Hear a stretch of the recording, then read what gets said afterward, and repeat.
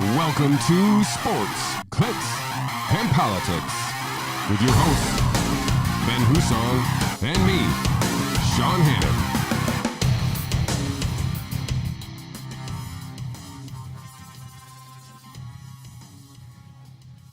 Welcome to episode 79, season 3 of Sports, Clicks, and Politics. Are we doing seasons by calendar year or from the day we started? Yeah.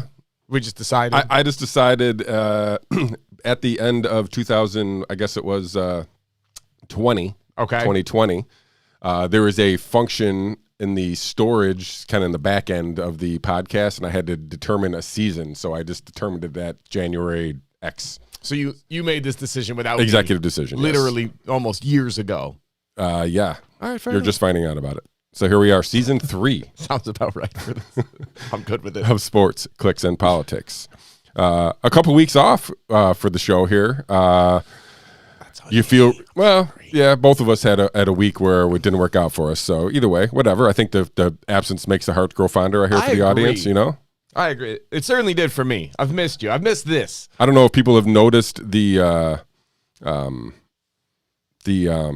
going to play around with chat here because I have a chat feature that is using the. I don't know if you guys saw, we had some technical difficulties in the first episode of season 3, where I had some. We had a little bit of late start here because I had some internet issues here. So I have the previous show's chat loaded up here, but I'm going to get us this new chat so we can I can see all you guys and get rid of some people here already because we're getting spammed already here in season 3 already with a bunch of XXX love face jerk off things right on the chat. Can you get a different computer for what you do in your alone time? Like, not the show I'm computer? trying trying to massage this as I think that's as the we go problem. along. Yes, right. So, well, I do want to welcome back everybody. Maybe you see I have some new graphics up for the show. What do you think of those? I think you can't really see on your screen because it's very blurry. I mean, I can still make out what it is. Yeah. It looks great. I think it's a much more clean and crisp look. I'm digging it. I'm into it. You did a great job. Well, truly. I mean, thank you. You're welcome. It's all right. It's it serves its purpose. I wanted to put I wanted to have more look, and you can see that I have 2 windows up on the screen here. So it's one with us, our charming, handsome faces. Here we are. And on the other side, we're going to have whatever we're typically talking about. So if we have an interview, we'll put the interview over there. No interview today. I'll have some articles up there. I'll have some videos up there. Hopefully that all works seamlessly here on the first run with the new graphics, I guess. So sure. I'm just finishing up this chat thing here, so that's going to help me out a lot. How was your weekend/weekends? Weekends have been very good. Okay, very yeah. productive. Christmas was great. Of course, my children are still young, so Christmas is still magical and special. Not as special when your 10-year-old daughter comes into your room to let you know that Santa Claus has come. And then I roll over and look at my wife and say, "What time is it?" She goes, "It's like 2:30. Get back in your bed right now. This is too early. I don't care if Santa came. Back in your bed." And you must be VIP getting Santa there that early. I mean, I went to bed at 1, so he had a narrow window where he got in there. And I just, you got to be kidding me. So then, see, this is where my kids are smart. They sent the youngest one in at 5. They sent the baby in. And they sent him in to walk in with his little, he still has not quite a lisp, but a little off. And he's like, "Mommy, can we go downstairs and open presents now?" And I went, "No, it's still too early." And my wife went, "I'll go down with him." I was like, all right, I guess I'm getting up soon because she's going to get him breakfast and everything. And then the guilt kicks in as a dad of like, "Oh, I'm not down there. This is all right. I don't really need sleep.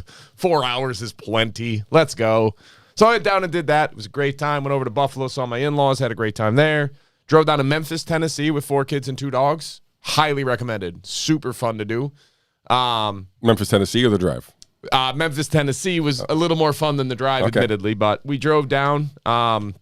Had a great week down there. It's like there's no mask mandate, so you don't have to do anything. I'd still say you probably got between a third and half the people wearing masks in stores. Like, it's not a huge drop off from what we've got here.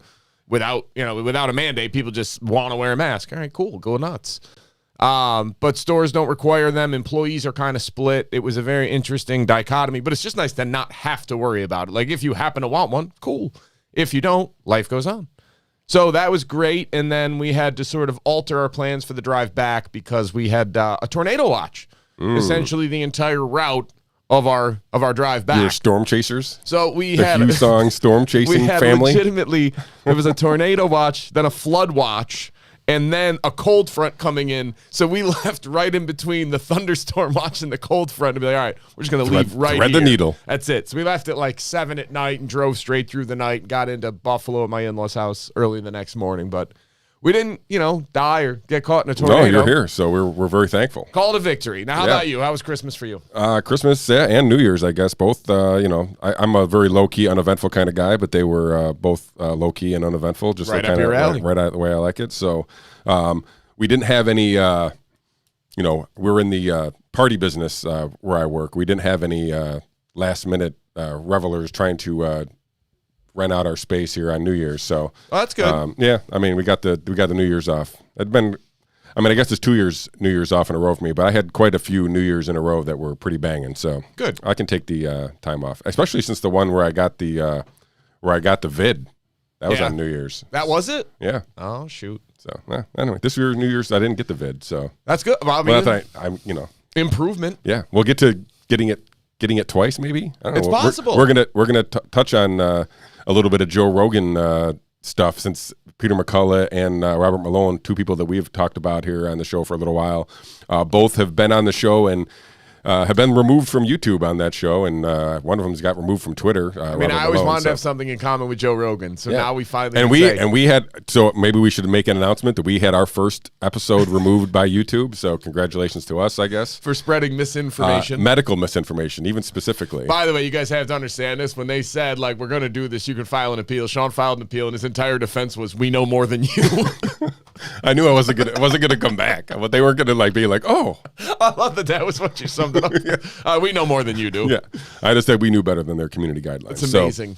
So, episode 55 is no longer on YouTube. It is still available in the Spotify, Apple Podcasts, all of the places where you listen to your podcast. You can go listen to episode 55, the now controversial removed banned episode, the first one of Sports, Clicks, and Politics. I think if they found one, they're going to find more that they're going to remove. I did look. Ivermectin was in the title, so not difficult to find. Wasn't the only one. Nope.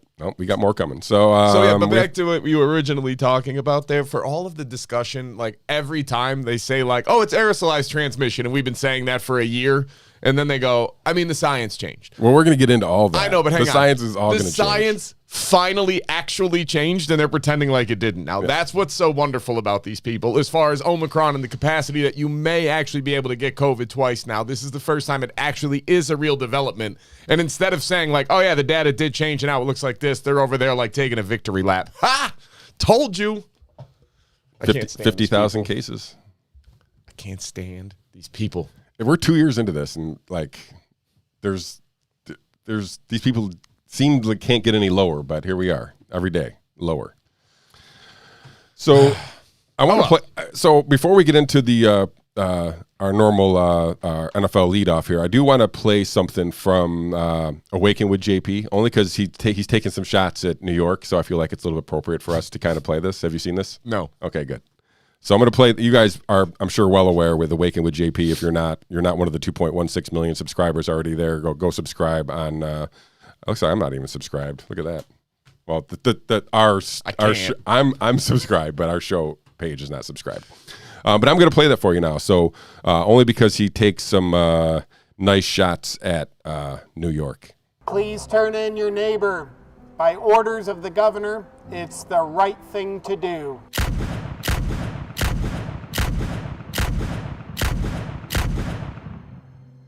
Hey there, sports fans. If you like authoritarianism, tyrannical laws, and you were a fan of what the Nazis were doing, then you'll love a new law that's being proposed in New York.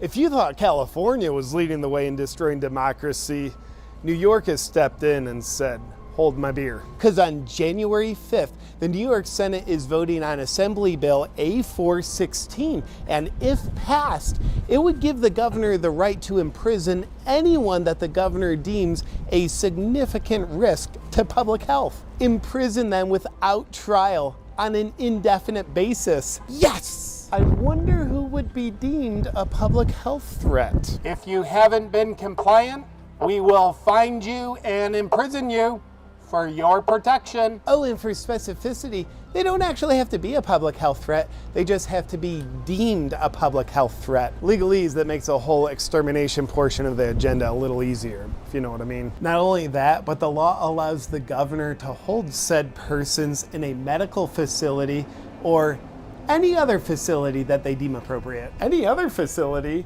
That rhymes with concentration camps and gulags, doesn't it? All right, I'm not going to play the whole thing. It's like 7-8 minutes long. But, oh, God.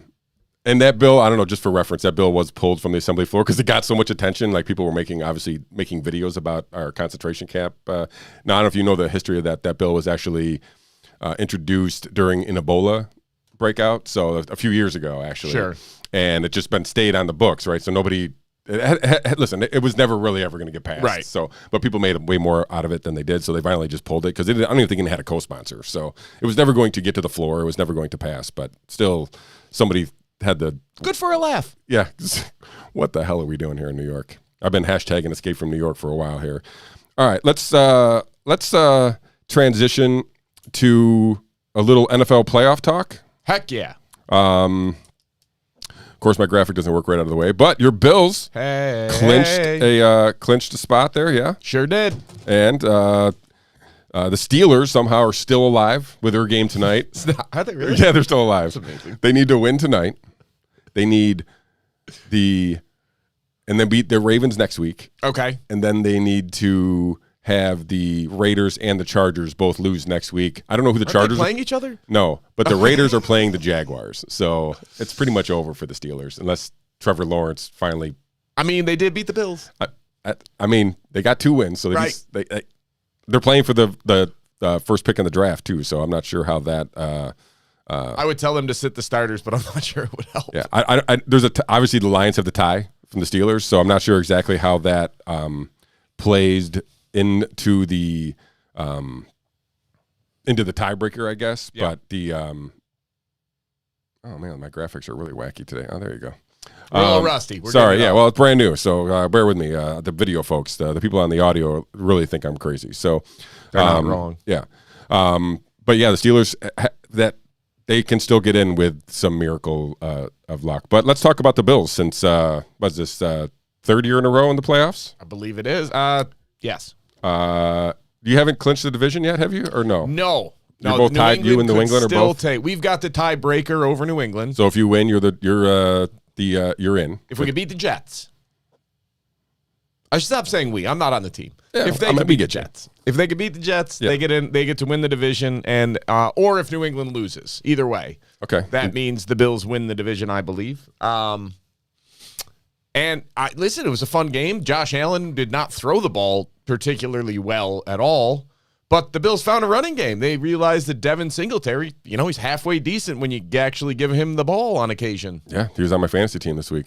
Mine too. It was a smart play, and I laughed about it when I put him in. The rest of my team stunk, but my 2 running backs were good. Hey, as long as Devin Singletary's there to carry your team, what else do you need? Yeah. No, they actually did. They ran the ball. Josh Allen had 2 rushing touchdowns. Devin Singletary, 2 rushing touchdowns. Josh Allen was bad at passing the ball. It was sub 50% completion. It was ugly, but they found a way, and they got it done. Matt Ryan got the dumbest and funniest taunting penalty I have ever seen in my entire life, and then it turned out he didn't even score a touchdown. I didn't know this was the rule. So if you dive head first, you have given yourself up. So nobody needs to touch you if you're down. So he dove, but he put his knee down before he got to the goal line on a head first dive, got up, clearly was going after, threw the ball down in Jordan Poyer's face and said something to him. So the ref flagged him for taunting. And then on review, he was short, and they still had to move back 15 yards. So after the game, Jordan Poyer put something out on Instagram that was like a picture of Matt Ryan yelling at him with the caption, "Pretty sure he was just wishing me Happy New Year." That's a good dude. Yeah. I mean, probably not as dumb as Gus Frerotte move, but remember Gus Frerotte when he headbutted the wall? Oh, God. No. I mean, at least Matt Ryan didn't end up on IR and out of the league within. There's still never been a better IR than the kicker in Arizona in the second quarter of the first game of the season. It was Grammatica kicked a field goal from 38 yards to go up 3-0 and tore his ACL celebrating. It's my favorite injury ever. So we have one more week. This is the crazy week. You had mentioned, I don't know, 10 weeks ago, how we're going to have this extra week in the NFL. So no more you're all going to have at least, I don't feel like there's going to be less. There's going to be no 8-8 teams, right? So they're going to be. Could be an 8-8-1 team. That's true. So it's going to take harder. It's going to take, you're going to have I feel like a clear delineation of the teams who are, like, there's not going to be, the guy only got in because of the third tiebreak kind of thing. I feel like most teams are going to actually earn their way in because of that extra game. But I agree. I don't know. I still think the Packers are legit, but I mean, they're going to get to the NFC Championship game and then probably lose to the Cardinals. It's what they do. Yeah. Pattern is clear. I'm still not the Cardinals. They were there for a while, and now I don't know. I'm not. I still think the Rams are. I think the Rams the Rams can beat anybody. So can the Buccaneers. The NFC is just they're loaded, stacked. Yeah. Whereas the AFC is good. Yeah, it's the Chiefs. But it's the it's the Chiefs. I'm not ruling out the Titans. They keep finding ways to win games. I mean, come on. The Bills, same thing. I don't know. The Bills are second for sure. The Bills largely depend on the Bengals matchup. Playing hot. I mean, you get hot at the right time. They may have peaked too early. They peaked in high school. They're peaking right now. I know, pre-playoffs. Well, you don't want to peak too early. Let's see. I know we'll find out what happens. Yeah, but they're fun to watch. For sure. Luckily, the Steelers are going to be in rebuild mode while the Burrow, Lamar Jackson wave takes over, and the Steelers can just recycle. By the time those guys are on the down, the Steelers will have their next quarterback. As someone that lived through that, just try to do it in less than 17 years. It gets a little frustrating. I understand that. I guess I'll just take the Steelers' track record with never that happening. Done that. Yeah, I was trying to explain. I mean, even if it's a year or two off in the playoffs, I mean, I'd get it. Like, I'm like, okay, they made. I'd have so much sympathy for you. Yeah, I was trying to explain to my kids what it was like to be a Bills fan between 2000 and 2017. Did you give them the acronym or the? Is that what it's called? No, that was the early 90s. That was the boy I love losing Super Bowls. Yeah. They never even made the playoffs for those 17 years. Like, come on, Super Bowls. I don't know if I told you I lived in Buffalo during the whichever Bills Cowboys Super Bowl, the one where Thurman Thomas lost his helmet. So whatever year that was, I was living in Buffalo. I was working in Buffalo that was year. 92. Yeah, I went to a game that year. It's a great time. It's a great place. Now that it's all like crazy with rules. Beat the Raiders in a freezing game that year. All right. The thing. I don't care if the Bills have a home playoff game because statistically it has not been shown, especially this year, to be a statistical advantage to be playing at home or away. That's what's been ruled out, and I ain't going to the game anyway. So if they play at home, if they play on the road, I'm good. I'm happy they're in the playoffs. I can't wait to watch them, and I like their odds in the playoffs. It's been shown. If you just, like I said, if you play good, you can win in the playoffs. I mean, it's great to have the week off. That's probably the best bonus of all the stuff. But I mean, even the home game, I think you're right. It honestly, matters, but not much. The way this team plays, passing the ball 50 times a game and running it 8, they're better off in a dome. Yeah. Let them go on the road, play in a dome. They'll do better. I can't deal with 40-mile-an-hour winds again. That's how they lose. I just want to see at least Bills Brady one more time.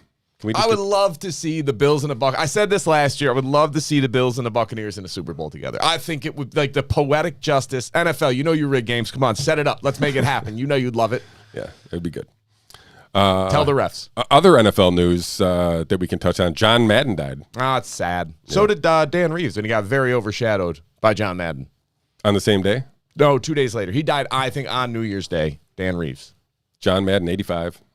Good Probably run. Best known for his video game, but I mean, great NFL coach, don't get me wrong, won the Super Bowl and all, but like literally was an icon because of his video game. Was an icon because, here's the thing, he would have been well remembered just as an announcer because he was so insane as an announcer. Like, you couldn't understand anything he was talking about. He's drawn all over the thing with the coach's clicker, and by the time you look at it when you're done, you're just staring at the screen like, what? And like incoherent babble coming out, but he was a brilliant football mind. Yeah. He just couldn't express it. And it was the funniest thing in the world to listen to. Yeah, like I said, I was a kid when he was in his heyday, so that kind of worked out. Also, underrated as an actor. If you haven't seen The Replacements, he stole the movie. I have seen it, but I don't remember his movie, so it must not have been that good. Other NFL news. Did you see that Aaron Rodgers, basically on the Pat McAfee show, he's the weekly guest there on the former kicker or punter for the Colts. Who's a character all unto himself, but he has Aaron Rodgers on there on a pretty regular basis, I think weekly, and he was talking about how he is 100% sure that NFL teams are giving his treatment protocol to the players. Of course they are. Why wouldn't you? It worked. Right, and we heard this for Congress too, right? So like I think Thomas Massey basically insinuated that. No, it wasn't Massey. It was Pierre Corey. Pierre Corey came out and said at least 145 members of Congress and their staff have been treated with this protocol, and they're just not saying anything about it. So it's wild. It's weird that is happening. Congress is using this treatment. The NFL is using this treatment, and you can't even talk. We get an episode removed about the treatment from YouTube. Again, even if you're not a fan, okay, fine, don't take it. But there is some evidence that ivermectin is part of an overall treatment plan to include hydroxychloroquine, ivermectin, and zinc, azithromycin, and a couple other things. I'm not a doctor, so Jesus, bear with me. Take all those things. But here's the thing. It's so dangerous. So dangerous. Yet nobody's died from the treatment. Like, the vaccine has caused somewhere between... I think I sent you an article where somebody tried to overdose on ivermectin. No. Yeah, she didn't. Oh, when he took the actual horse paste. No, this was somebody. This was somebody from Africa. Oh, okay, no, this was somebody in Africa who tried to OD on and literally could not. So, awesome. Yeah. So go ahead. Here's the thing. You have this treatment protocol that has at least some evidence for effectiveness, some evidence for efficacy. I would say very strong evidence that it does at least help. It's not a silver bullet. It's not solving all the problems, but the mix of monoclonal antibodies in the early treatment protocol with vitamin D, ivermectin, hydroxychloroquine, etc., is having success in places. So even if it's not working, there's no risk. Nobody's dying because they took nobody's dying of a vitamin D overdose. Sorry, it's just not happening. So it's incredibly safe. The question is efficacy, not safety. There's no question about the safety of this. There's only questions about efficacy. So instead, you're pushing the vaccine on 12 to 15-year-old kids and now 5-year-olds, despite absolutely no risk of hospitalization or death to a healthy child that age, which is bananas. But the vaccine has shown to have adverse effects. It is causing myocarditis. It is causing pericarditis. It is causing high blood pressure, restless leg syndrome, stroke, blood clots. It's causing death. There's no question. I mean, Pfizer's own numbers, were not all on the up and up and were suppressed. There was 1,200 deaths linked to their vaccine January, February, and March. It was a lot of doses. Please don't get me wrong. It's not like it was 1,200 out of 15, but there's no question that it's causing deaths, and yet all we get from our public health officials is safe and effective, tested to the extreme. Handed out billions of doses, so obviously there's no safety concerns. Anything resembling a trial with more than 8 months worth of data? Well, no, because we ruined the trials by vaccinating the control group, so we actually have no basis for comparison any longer beyond about 5 months. Hey, when does the vaccine just drop off a cliff in efficacy again? Somewhere around 5 months. What a coincidence. That's so weird. I can't stand these idiots any longer. I'm just done. So have you seen that we talked about the NFL, but also they have changed their everybody's changing all the rules now all of a sudden, Mr. Hussong. Weird. Yeah. Because the science changed, Shawn. Yeah, the science changed. I sent you this, though. The NFL is now allowing players who test positive, but their cycle threshold's over 35 that they can still play because they're like, oh, well, that you're not sick. Maybe they caught one of those early episodes of our show. They've been binging SCAPP. Apparently. Because we've been talking about that since we started doing testing. And I posted about this, but how would, I can't believe all 32 NFL team doctors were like all on board with everything, right?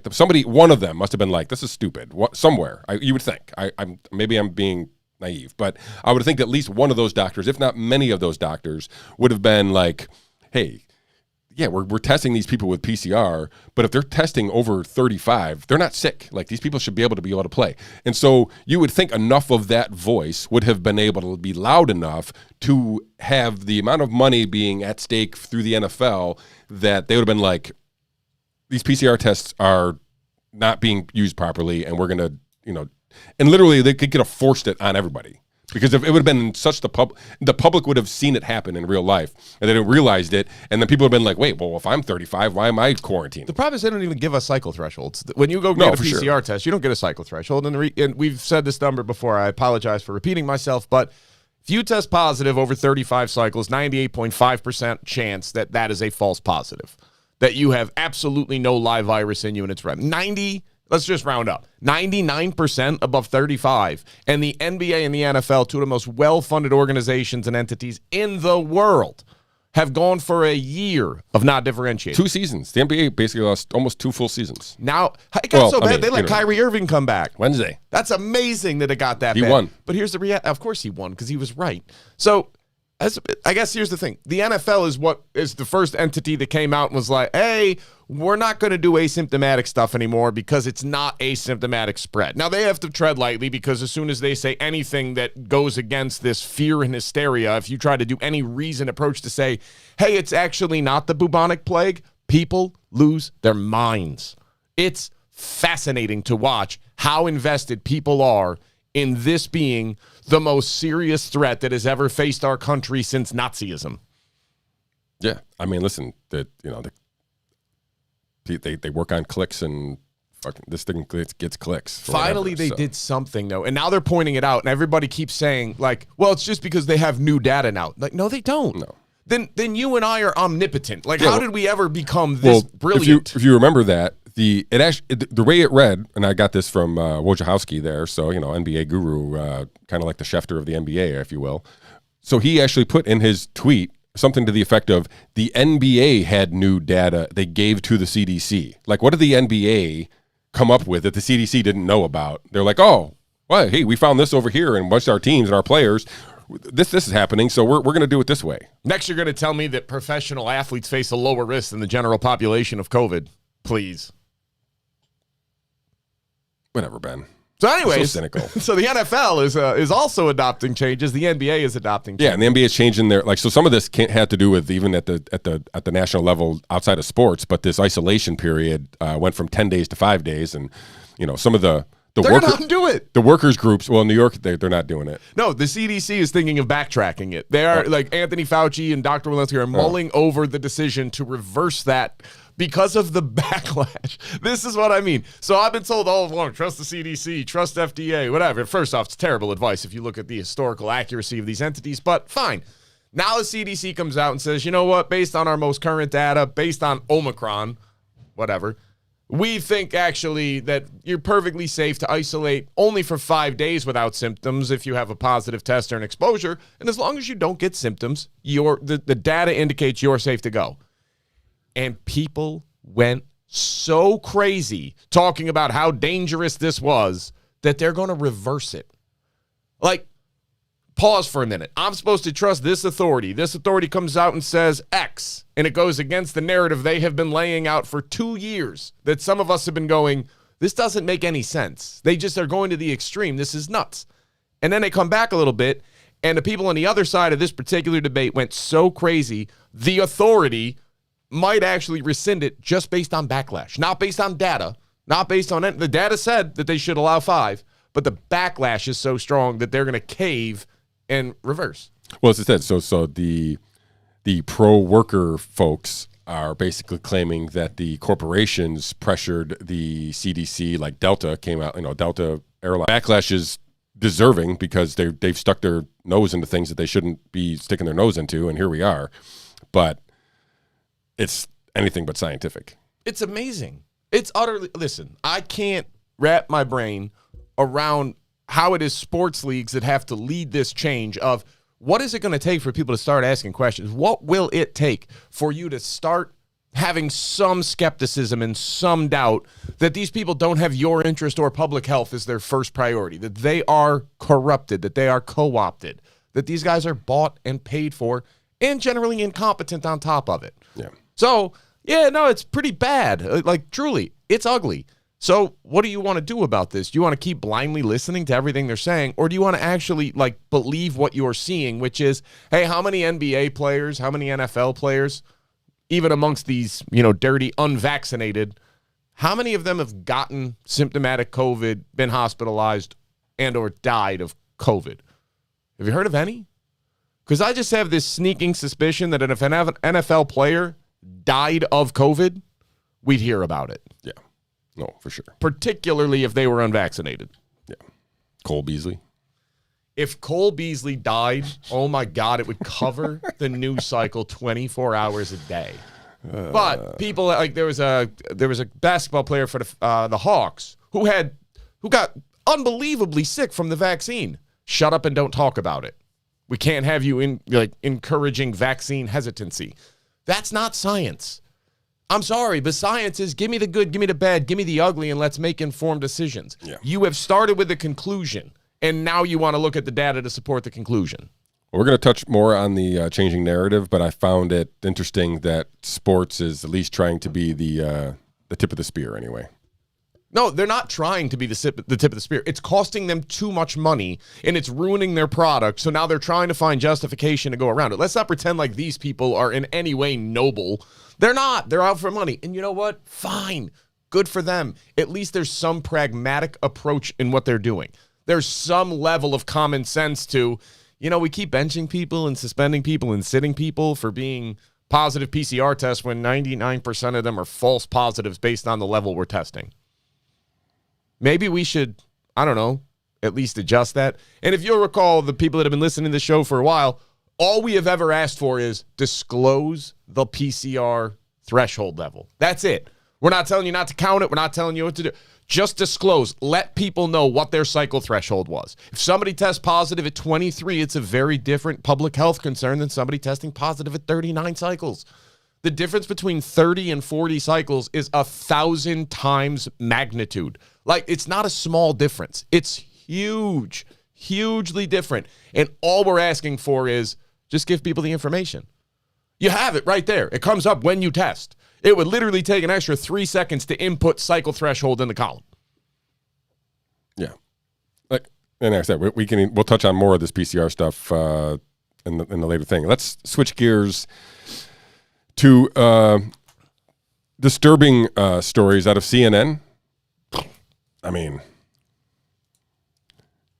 Ghislaine Maxwell's probably laughing, working to get a job at CNN. I mean, when she gets out. So a second producer, this one from the Jake Tapper program, Rick Salaby, who has resigned, was basically recorded making, I'll just call them inappropriate suggestions to a mother about her daughter. Her daughter is 15. Made a bunch of comments that can't be repeated on this microphone, but he is no longer with CNN, and he is the second producer who is gone down this path of some kind of inappropriate contact with minors. If you remember the Chris Cuomo producer, something Griffin, I can't remember his name now, also is been accused of inappropriate conduct. What the hell's happening at CNN, Mr. Hussong? We know they're not reporting the news. What the hell is going on over at CNN? I got nothing. I mean, this is crazy town. Yeah, this is wild that it's happening that prominently, and it's just gross. I never realized on the heels of the Maxwell stuff, right? I mean, this is like just on top of that. I don't think I ever grasped, prior to 5 years ago, let's say that. I have never grasped the extent to which pedophilia was this prevalent. It just never crossed my mind that there could be this many people. Now we're banned, Ben. You just said the word. My bad. I can't fathom that there's this many people walking around that just want to go and, I don't have a better way of saying this. Sorry. They just want to go around and diddle kids. What? How is there this many people? How is it this prevalent that we're hearing? You could probably run it once a week and have all kinds of names come out just as a common person. How? I'm blown away that it could be this big of a problem. These are just what we know about, right? So, I'm assuming there's people out there doing stuff that haven't been caught yet and are doing stuff until they do get caught because they don't stop. Remember when this was just a problem for the Catholic Church? We thought it was contained. Yeah. Man, those were simpler times. Listen, for all the Catholics, I'm Catholic too. I'm just kidding. It's a joke. Don't ban me for that. It hits them. There's also truth to it. Let's face up to what the Catholic Church did for 30 years, all right? You got caught touching a kid at this church. We're going to send you to that church and send you to training. This is pray away the gay stuff. Come on. Yeah. What are you doing? At some point, wrong is wrong. And this is wrong. And this guy, I listen to some of the audio clips, and it's gross. Yeah, it's just awful. Gross. It's so wrong. I don't grasp it. And if you got a problem, go get help. I don't know what to tell you. You want to tell Some people don't even think it's a problem. There's actually people out there, minor attracted people, right? I mean, that they literally try to justify it through words somehow. They can just sugarcoat it. No, it doesn't work that way. There's cultures around the world where it's normal and accepted. Thank God we're not one of them, and let's not move in the direction that makes it more normal. Yeah. Like, the devastating effects this has on children are well documented. I don't care about your predilection or your preference or your particular kink. It's not about you. It's about protecting the kid. So if you are into that, I'm sorry, but you're going to have to get over it. And if you can't, you need to be kept the hell away from children. Like, this isn't complicated. This isn't I could see both sides of the issue. No! Keep them away from kids. Yeah. God. Well, hopefully we can, not have to report on too many more of these kind of nonsense things. But I'm hoping Maxwell just goes berserk upon sentencing and it's like, I'm naming everybody. I'm not expecting that. Come here, Miss Comey. We'll tell you every name, and then obviously she would fully disclose them. Yeah. Not just go give them to her father and cover them up. And let's talk about, I sent you this the other day and asked you if you thought that these thousands and thousands of flights were part of a orchestrated protest from the employees. Now, we've been getting the excuse right now has been that Omicron, the spreading of the virus itself, is basically putting employees out of work and therefore having to isolate and all this, and basically causing problem for these airlines having enough staff to fly flights. But there's been thousands and thousands and thousands of flights over the last 3 or 4 days canceled. We've had some even anecdotal experience of people having their flights canceled for things that we had to work around. So you said it wasn't orchestrated. You thought it was probably just the virus. It's clearly the virus, one way, whether or not it's actually the virus or the people. It's clearly causing havoc among the flights. I don't think it's just the virus either. I think that in response to what the airlines have done, a lot of people have quit. And now airlines have a very, very, I don't want to call it like devastating, but it's certainly significant labor shortage. They have a shortage of employees. And then you factor on top of that, yes, some people are absolutely just protesting. And anytime they have a contact that they can call as a close contact, they take advantage of the system and they take days off. And you have other people that are just sticking it to it, Southwest, Delta, and all these other companies by taking these days off right at the holidays at the busiest travel season. So I'm sure that's a factor. And the last thing is, Omicron does spread very fast, and CDC rules are CDC rules. And right now, you got to quarantine 10 days. So if you get caught by a contact tracer, or if you have a positive PCR test, regardless of whether it's 20 cycles or 39, you're quarantined for 10 days and you can't work. It's not a choice. They're not letting you come in, even though you probably don't have the virus if it was at 39 cycles and you're not sick and you're not symptomatic. You still have to quarantine for 10 full days.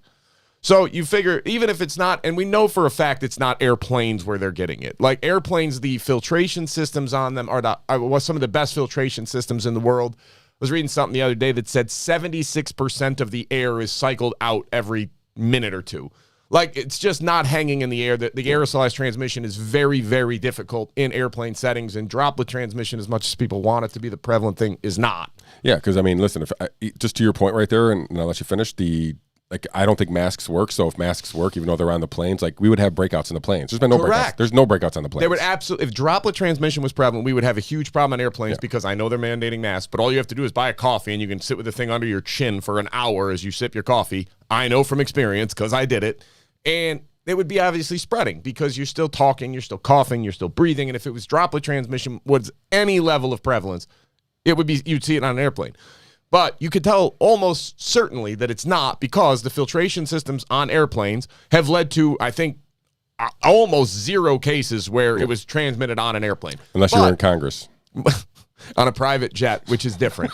But you're still susceptible because you are at an airport for a lot of your job. You're sitting down and eating in restaurants. You're around people now you're in buildings that don't have the filtration that you have on the airplane, and you're coming across people from all over the world. So, of course, you're going to have higher incidence, especially something like Omicron variant, which seems to spread so easily. And don't forget, Delta spread pretty easily, too, compared to the original Alpha strain. So, as the spread gets easier, these people are going to get exposed. And when they get exposed, they've got to go get tested. And on airlines, I think they have mandatory testing for their employees almost weekly, which if you give somebody a PCR test every week, up to 40 cycles, eventually they're going to test positive. It's just a matter of when, because they're going to be exposed to the virus at some point. It's just an inevitability. So now they come back, they test positive, and now they're out 10 days. So I think it's a multitude of factors. But I think the airlines are in trouble. They're raising wages. They're offering more money. I don't remember who this was. I heard this on the radio, so I was tuning in and out of stuff. Normally, when Southwest Airlines lists a position, they can expect to get something like 100 to 150 applicants. When they're posting jobs now, they're lucky if they get 10. Like, they've lost the workers. And the problem is, you think about what a pain it is to work for an airline normally, and now you've got to follow all these absurd rules. They threaten to fire you if you didn't get vaccinated. There's no reason that you have to be there. So they had to I think it was Southwest, had to have people out of their corporate office fly around the country and work in airports because they were so short-staffed. All right? So I think it's a multitude of factors why they're canceling flights. And listen, if it was a protest, I would feel more comfortable about air travel in the future because once the strike's over, it's over. I don't feel that way about this. I think this is a long, ongoing problem, and this is why the airlines and these greedy corporations are petitioning or asking CDC to stop, to shorten the isolation period, because on top of a labor shortage, now you got to send, at any given time, 10 to 15% of your already understaffed workers out on quarantine, which leads to higher rates of burnout for the ones that are still there, not worth the money, and now you're offering more money to new people to come in. You either have to raise wages for the existing or they're going to leave. So, I think it's a compound problem with a lot of different factors that go into it that ultimately lead me to the conclusion of airlines are in trouble. And a lot of us don't want to fly because it's just a pain now. Yeah, it is definitely a pain. I'll fly if I have to, but listen, I drove to Memphis. Yeah, I'm driving to Florida. I don't mind the drive. It's not bad. Other people aren't in that position. That's fine. I have flown in this. It's not like I'm boycotting. It's just, if given the opportunity and it's not that far, I'd rather drive. It's just easier. So, I don't know. I think that it's only going to get more expensive and this is where everybody wants to talk about greedy corporations. Yeah, it's a greedy corporation until your plane ticket costs $800 instead of $5. Because all their costs went up and they can't find people to work, so they got to pay them twice as much. Then all of a sudden you're over there like, the corporations are still just greedy. Maybe.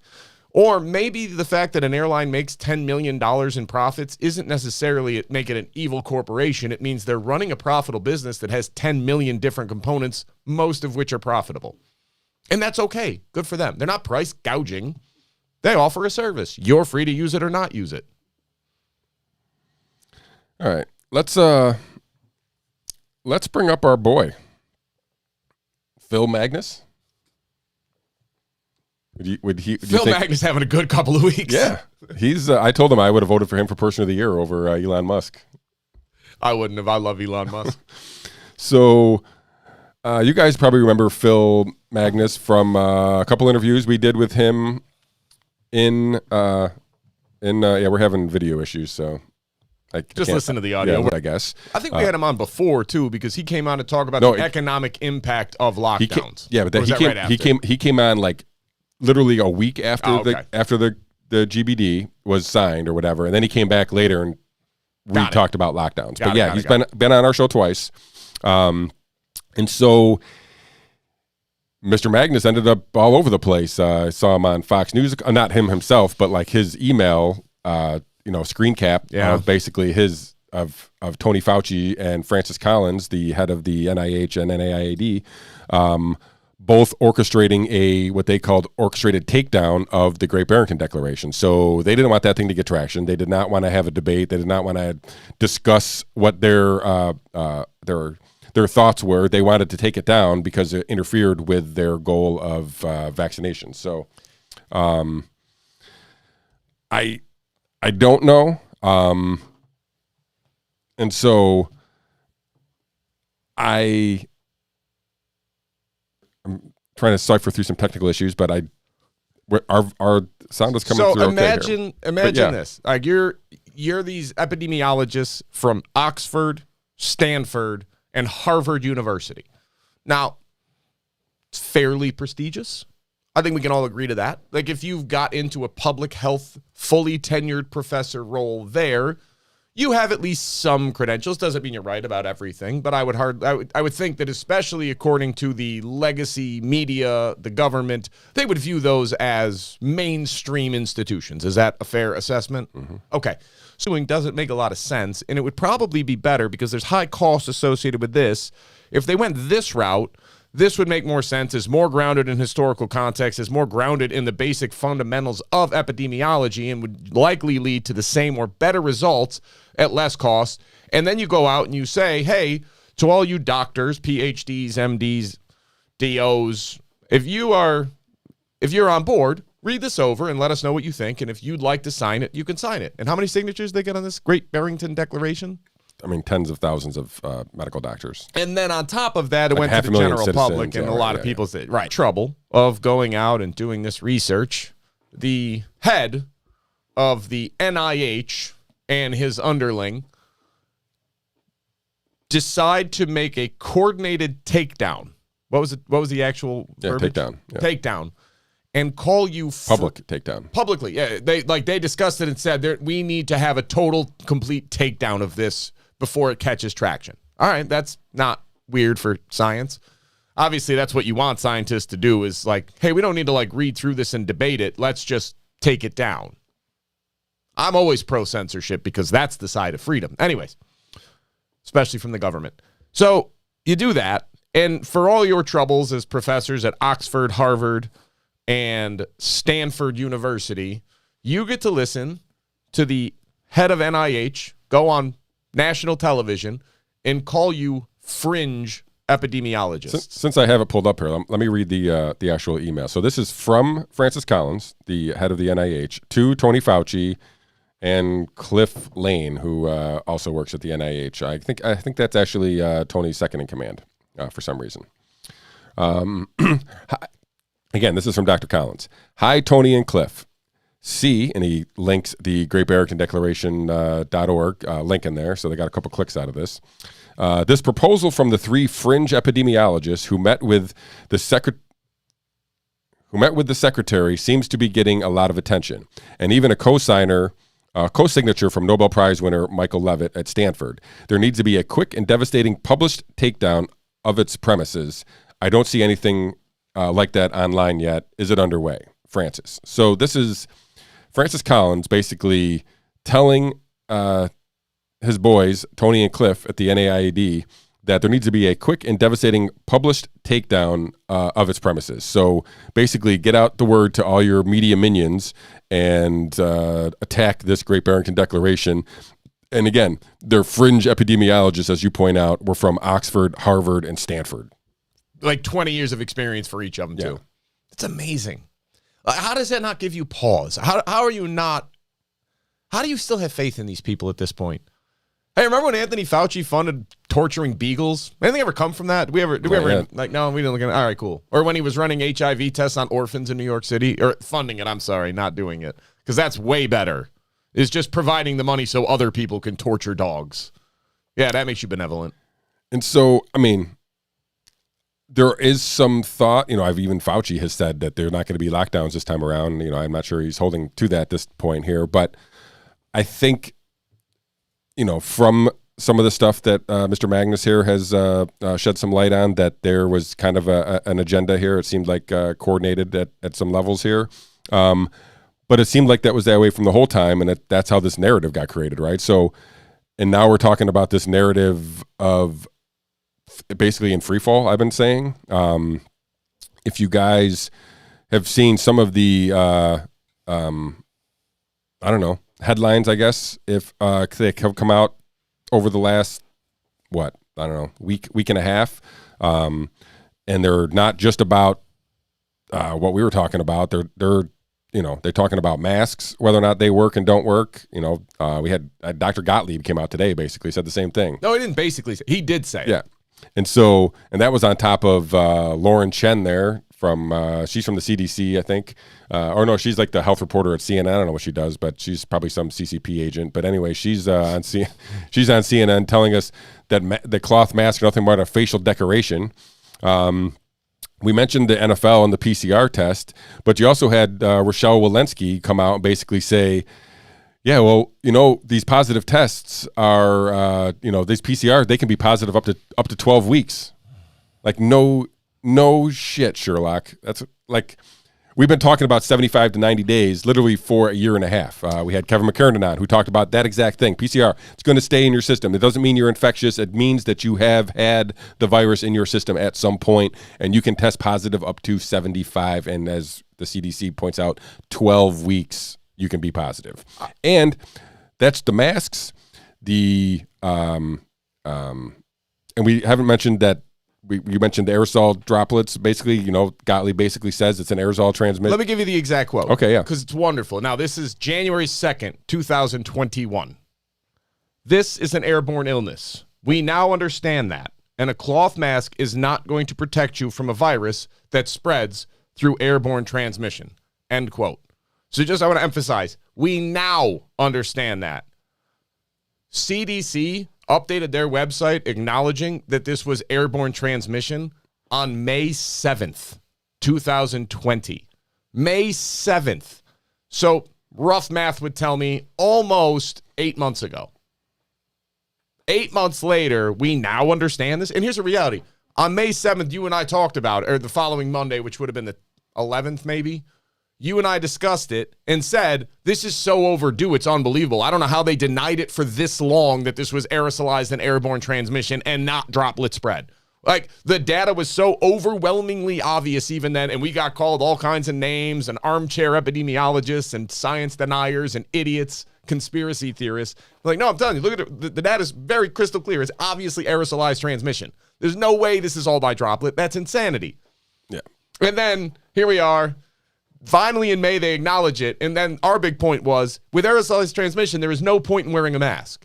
It's not going to do a thing. This has been, they've acknowledged it. If you ever listen to Fauci early on talk about masks, it was all about it'll reduce droplets. It'll reduce droplets. It does not stop aerosolized transmission. It never did. And here's the thing. And then they acknowledged it was aerosolized, and you and I were finally, the mask can end. Nope. Oh, just kidding, because now we're pretending that masks. Look right past it. And listen, I can't take this argument one more time. Because I already had somebody comment on something I posted on Facebook about this, and I can't take the complete lack of logic that this entails. When I say the filtration specifications on masks are such that an aerosolized particle is too small and will pass right through a mask, okay? Now, does that mean that some of them will happen to hit the side and get knocked down? Sure. But overall, it's going to pass right through your mask, and you're going to breathe it in. And your counter argument is, it's not meant to protect you. It'll stop transmission. So I just want to understand this because I want to make sure I'm getting it. So when I'm breathing in, these tiny, tiny little particles will pass right through the filters on the mask because the filters are too big and the particle is too small. But when I breathe out, somehow the aerosolized particle that is the exact same size on the way out miraculously does get stopped by the filters that are too big? I think you nailed it. Do you hear yourselves? You have to explain your position to your children one day on how you were on board with this. And I don't know how in the world you're going to say with a straight face that you honestly believed them, you understood the mask didn't work on the way in, but somehow on the way out. Do they have different filters? And listen, this has been the one thing that I have clung to from the beginning. Was like, if the people can't even see that masks are irrelevant to anything, then they can't see it. Like, they won't see it. It's right in front of them, and they can't see it. Like, it's right there. And they don't want to see it. They won't see it. No, it's like a cult at this point. It's like the more disproven it gets, the more adamant the belief gets that they're right. For sure. Right. I mean, the mask thing is definitely a cult. It's a freaking cult. It's crazy. It's crazy. And listen, we didn't even touch on the one which I thought was the biggest thing that nobody has really unpacked yet, I don't think, is, let's quote unquote Dr. Fauci when talking about school kids. Oh, God. Important thing, many of the children are hospitalized with COVID as opposed to because of COVID. So we are back to the with/of COVID conversation that literally we've been having a conversation with. And you can have this conversation not with just kids. How about we do it with the 820,000 deaths? I don't know. Or how about overall hospitalizations? Yeah. How about all of the numbers? Right. Here's I guess this is my overwhelming critique above all else. I'm making conclusions based on the data that I can see and the data that is publicly available. That's all I can do. I'm not a scientist. I'm not an epidemiologist. The reason I am automatically skeptical of any study that comes out and says face mask mandates lead to a positive result is because it doesn't make sense on a baseline level. If the filtration system is designed to block something that is 3 microns and up, and the aerosolized particle is something that we would want to study, well, why is it working? Because that doesn't make sense. That shouldn't work, so let's look into it. So I'm automatically looking at everything with a grain of salt. And then the studies that they generate to show that masks work are such nonsense. Like, every one of them is so easy to poke the holes in and just say, like, look, of course they, which is something Big Pharma, very well known for. And the scientists they fund, very well known for. Long track record. And the government that's supposed to oversee and regulate them, long track stamp of approval of, well, obviously it's true then. It's okay to still be skeptical. So, back to my point. Sorry, I got carried away there. It does not make sense to me that a year into this, or 2 years into this, we don't have better data.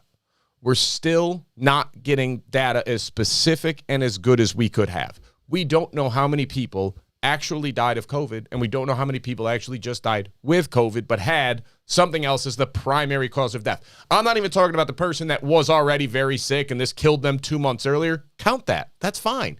There are people that just have a positive PCR test and died of something else that are being counted in that count. Why have we not sparsed that out yet? Why don't we know that actual number? That number should literally just be cut off the top. I mean, we should know that number easily. I mean, I'm all for making it a generous count. Fine. But what we're doing right now, just it's inaccurate. It's not real. The other thing, why are we not disclosing the PCR level or the cycle thresholds in PCR tests? There's no reason not to. We should know that. Like, this should be something that we should know, because if we're not doing that and all we're tracking is cases and they're still running them to 40 cycles, that's bad data. Now, it's even worse data that you're doing. In the disclosures, we did not test the efficacy of any individual measure. We have no way of knowing if masks actually played a role, and then cite that study and say, we know that masks work at schools. I don't understand how that's not good data. Like, the same thing with VAERS on the vaccine side of things. The vaccine adverse event recording system.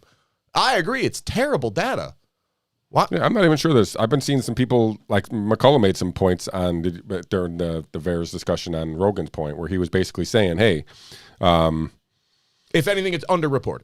Yeah, well, he was saying it's hard to report. It's like you have to, you have penalty of, there's a penalty for false reporting there too as well. And most of those reporting are done by medical professionals still. Here's where I'm going to disagree with, I shouldn't say disagree, where I'm skeptical. That study was done years ago, not during COVID. So I'd be curious to know how much more of this now is doctor versus individual reporting. I think that's relevant data that also we should have. So I'm not saying he's wrong, and I do think it's more likely underreported adverse events than overreported. I think that's based on what I'm seeing and based on the data out of the Centers for Medicare and Medicaid Services, where you can look at how many people actually had adverse reactions versus how many were reported to VAERS, and see that at least with the older folks who are on Medicare, it is grossly underreported how many people reported their adverse events. But I don't know. Maybe it's different as you get younger. That's neither here nor there. My point is, how do we not have better data than this? Right, yeah. How do we not have a better system? Like, we spent how much untold money at the federal, state, and county level contact tracing every person who potentially came into contact with anybody having even asymptomatic exposure, or who had exposure to an asymptomatic person who tested positive at 40 cycles. We have the entire infrastructure laid out to do that. How difficult would it have been to transition that over to call every person who got a vaccine a week later and say, how you feeling? Do you have any of these symptoms that we know are tied? There's at least a chance of. Do you have high blood pressure? Do you have restless leg syndrome? Are you experiencing any chest pain? Are you experiencing any of this? All the way through. And then anything else that you're noticing. Because if the interest is really public health, wouldn't we want to know that information right away? Because the reality is we don't have long-term safety data. They did compromise the entire trial by vaccinating the control group, so we have no comparison even. So if you tell me, like, well, theirs is unreliable, I agree. Why don't we have a better one? Well, it'd be impossible. No, it wouldn't. We already had everything laid out via contact tracing. The problem is we only wanted to find out negatives with the vaccine or with the illness. We didn't want to find any of the adverse effects of the vaccines. For some reason, our public health officials, this is just my conclusion that I'm drawing, and I am open to the prospect that I'm wrong, because they don't want to know what's going wrong with the vaccine, and they don't want to know why this virus is good luck. virus, good luck. Why there's some things to be optimistic about with the virus. Why it's not as deadly as they originally thought. Why it's not an equal threat to all people. Why you should be treating people differently if they are 5'2", 350 versus a professional football player. Why it's a very different risk. So we don't have good data upon which to make public policy, and the people in charge of public policy are the ones feeding us the bad data. So I don't know if, speaking of the data, did you see, I thought I sent this to you, maybe I didn't, where the CDC was sued for withholding post-licensure V-Safe data on COVID vaccines? No. All right, I'll send you this after the show. Good. A doctor basically sued the CDC because they have been keeping track of some data that hasn't been made public. And listen, again, I'm not telling anybody get vaccinated, don't get vaccinated. Everybody go make your own decisions. I'm not here to advise anybody on a medical situation. But there's a few things that are just egregious. Not disclosing cycle thresholds on tests is egregious. Counting every person in a hospital as a COVID case just because of a positive test is egregious, and there's no reason for it. Same with kids. Having kids wear masks and socially distance at school is egregious, especially elementary schools. There's no reason. And not tracking adverse effects from vaccines is an inexcusable failure of public health. Inexcusable. There is no reason for it. And using falsified data to stop people from using early treatment remedies that, while there are questions about efficacy, there is no question about safety whatsoever. They all have long track records, and nobody is dying of these, statistically speaking. What are we doing? You tell me that this is legitimately, and listen, the fact that we've acknowledged aerosolized transmission since May 7th and our public health officials are still trying to spin it as, well, it's predominantly droplet. Egregious. You're telling me that it's more likely that you're going to catch COVID by somebody having a large droplet that goes about 5 to 7 feet in the air and then falls to the ground is more likely than somebody breathing out with millions of particles that spread in the air and hang there for hours on end and are too small for any known mask that we have to block. You're telling me it's more likely that the droplet transmission is infecting more people than the aerosolized? Come on. You guys, be smarter than this. This is what I mean. Look, and I'm not even opposed to wearing masks. This would have been very simple. If you are sick, if you have symptoms, stay home. If you absolutely cannot stay home and you have to be within even the general vicinity of somebody, put a mask on. By all means, it makes sense then. But they won't acknowledge asymptomatic spread is less than 1% of all cases and well below. And asymptomatic spread actually has never been established. Pre-symptomatic spread is less than 1% of all cases. Like, why don't more people know this? Why do we keep acting like this is a big risk to kids?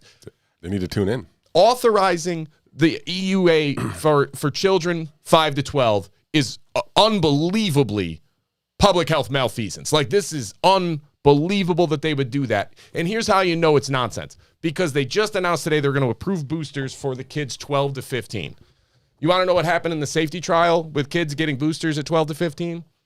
Nothing, because they didn't run one. They're just saying go for it. The FDA is. I'm sorry, they haven't actually approved it. CDC still has to approve it after they consult their panel of experts, which, by the way, they never did about boosters for kids 16 to 18. So I have my doubts.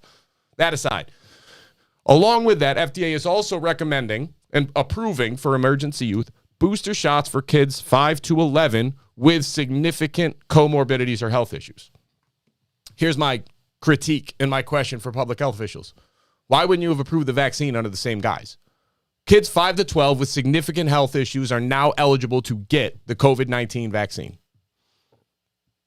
But instead, they went all kids 5 to 12. And people couldn't wait to rush out and get their kids vaccinated. And I get it. They're afraid.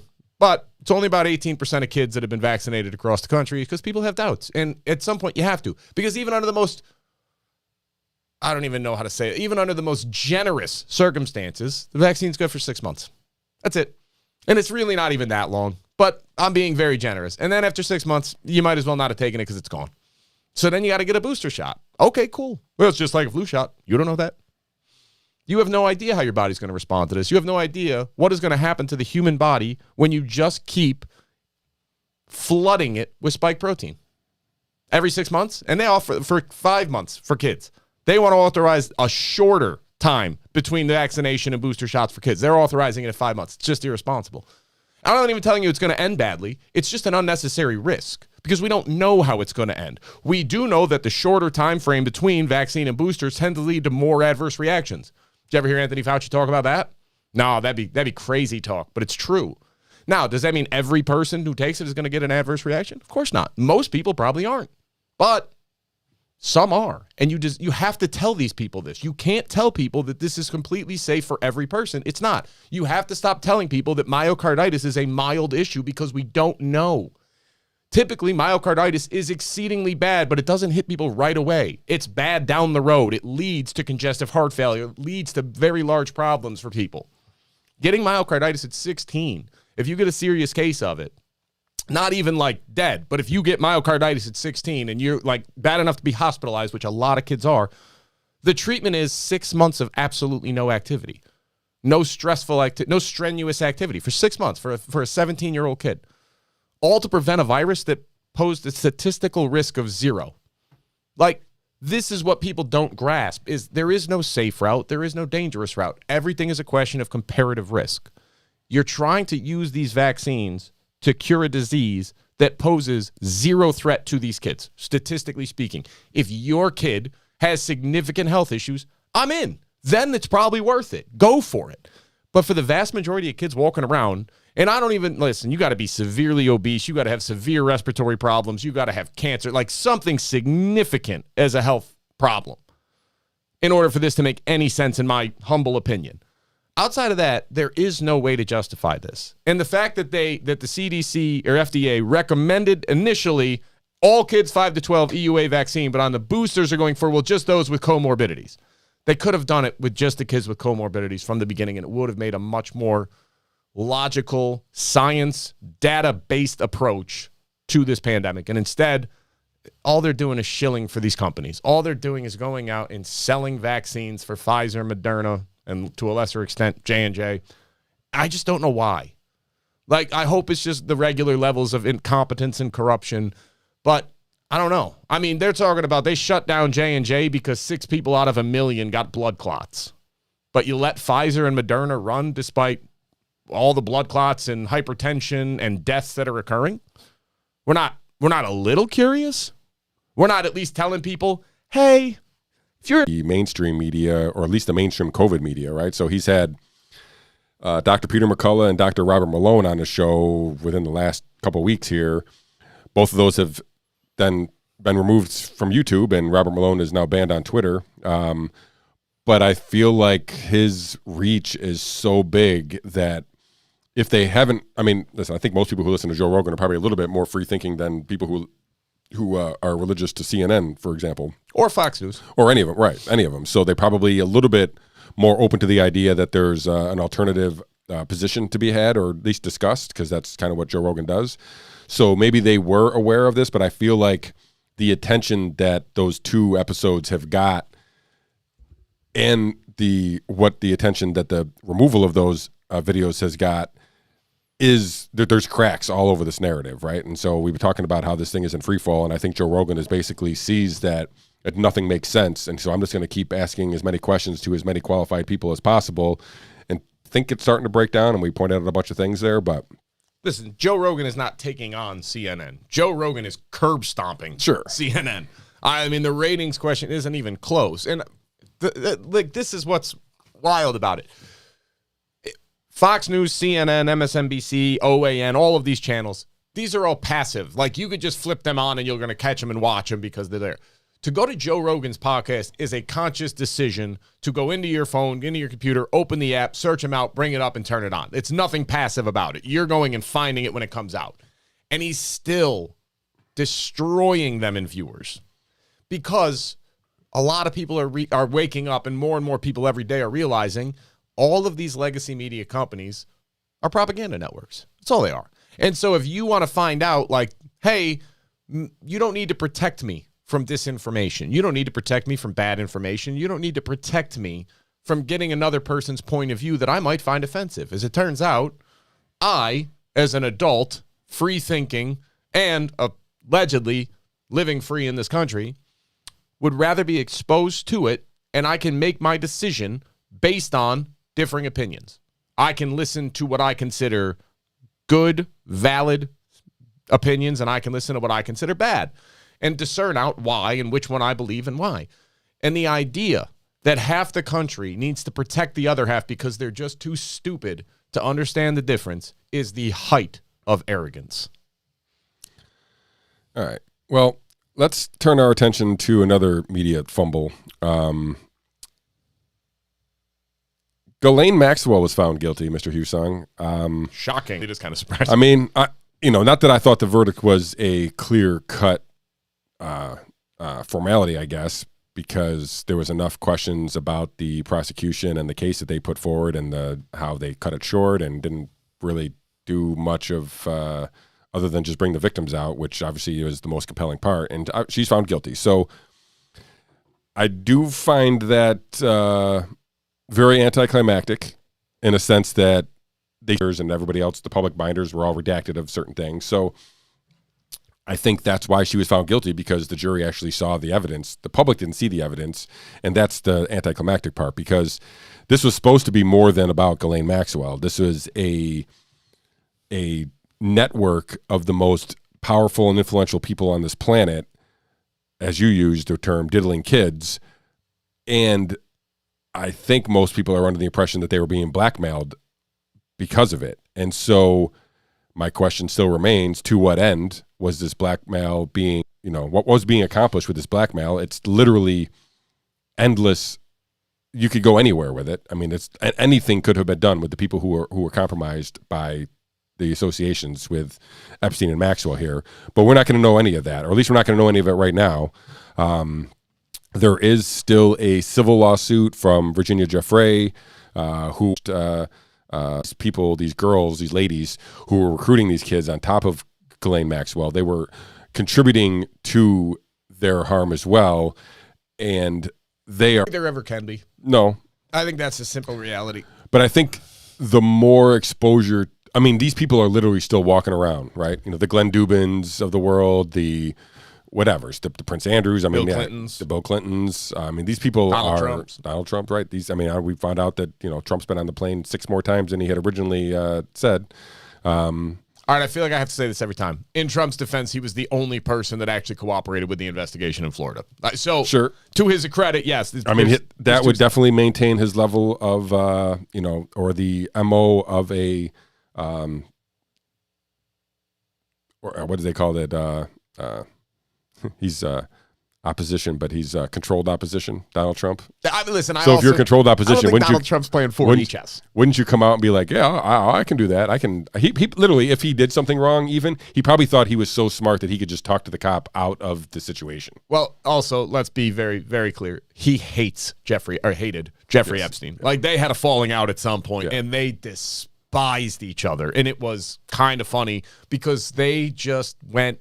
It was so petty. But it almost has to be. Because it's seemingly such a deep hatred that there had to be an affection there before. At some point, right? Yes. You don't hate a stranger that much. Right. There was at least some. Listen, here's you want how petty it got? Mar-a-Lago. They had a flagpole that was technically too high under the town ordinance. Jeffrey Epstein filed a complaint with the town to make them remove the flagpole. Donald Trump found out it was Jeffrey Epstein that did it.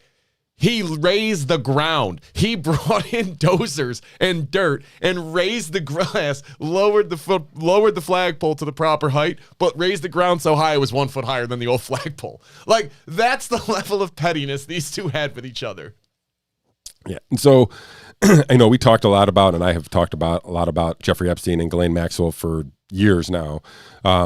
I don't know where it goes from here because, I'm assuming there's a sentencing and, we get one more media run there. But, like, if these other co-conspirators and these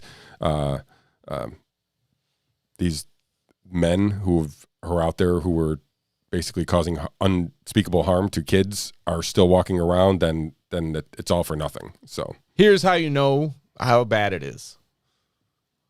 That the two people allegedly at the lead of this pedophile ring. One was murdered in prison. Committed suicide in prison when 2 prison guards fell asleep. 2 cameras. Do you see that case got dropped for the 2 guards? Yeah. Did you hear the guy in charge got promoted and sent to another federal facility? Obviously, because that's what you do in something. When a high-profile case like that goes terribly wrong, generally the government promotes you. Actually, that's probably true. Anyways, one of them was suicided in a prison where 2 cameras simultaneously stopped working, 2 guards simultaneously fell asleep and failed to do a check-in on a prisoner that was already on suicide watch. And literally like the #1 prisoner in the world. Sure. And on top of this, when this gentleman was initially arrested for 237 counts of soliciting a minor for prostitution or sexual activity, got weekends in jail, of which he spent almost none of them actually in the jail and was allowed to go jet-setting around the world with no ramifications. Cool. Then we had a labor secretary appointee under Trump who said on the record, who gave that sweetheart weekends only deal to that man, who said, I was told Epstein is intelligence and was untouchable. And everybody just went, okay. And now here's how you really know how bad it is. They get Maxwell. They get the allegedly #2, possibly #1 person involved in this ring. Have an actual public trial where not one name comes out that we didn't already know. Yeah. Not one person will allege anybody else. Like, we know for a fact these people ran a pedophile sex ring that was geared towards entrapping powerful, wealthy, influential people having intercourse, relations of some type with minors. And we can't get a single media company to go and dig in and find it. Like, we can't get the government to investigate to find out. They're in on it. I mean, this is all the problem. point. The FBI That's is how bad it basically, is. yeah, the FBI is basically run cover for this pedophile ring for over a decade. Right. They've known all this that's for a how bad decade. it is. You know, we didn't, I don't think we had a show when we talked about how the search warrant for the FBI for Epstein's Manhattan apartment. So basically they went in. If you guys haven't seen this, you can go in. They had a warrant. They go in there. They find videotapes, CDs of videos and pictures and passports and hard drives.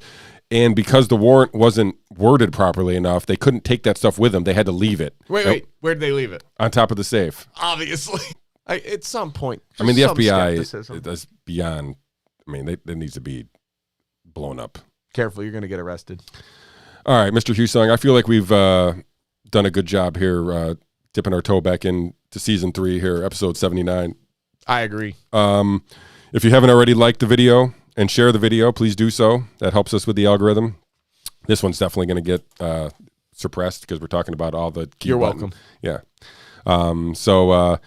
Subscribe to the channel. Hit that notification bell if you want to be notified when we go live, which we do every Monday at 12 p.m. Eastern.